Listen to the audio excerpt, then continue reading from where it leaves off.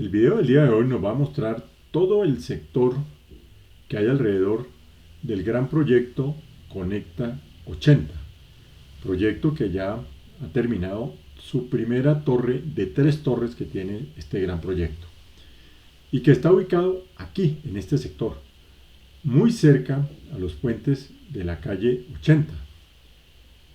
Aquí al lado de los puentes de la calle 80 también se está terminando en este momento un proyecto de un puente bicipeatonal que debe estar listo en el mes de abril. Actualmente ya se está en acabados finales. El próximo mes este puente debe estar totalmente habilitado.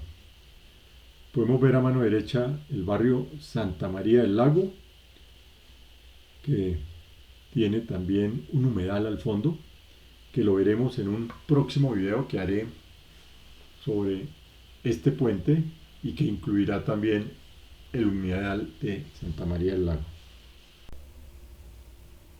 Ahí podemos apreciar toda la avenida Boyacá y al fondo una partecita del barrio Bonanza, barrio tradicional, antiguo también de la ciudad de Bogotá. Entonces es un vuelo muy interesante que le permite ver a uno muchísimos sectores y que le permite tener un conocimiento adicional de nuestra bella capital de Colombia, la ciudad de Bogotá.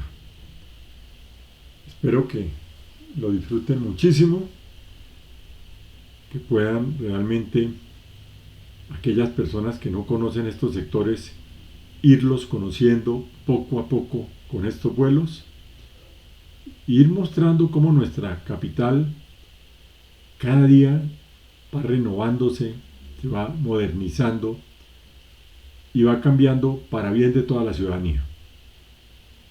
Es un vuelo muy lindo, muy bonito, que va a involucrar también un sector del Minuto de Dios.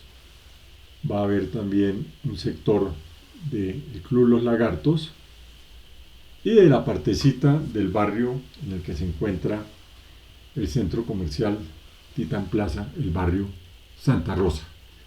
Los invito a que disfruten este video.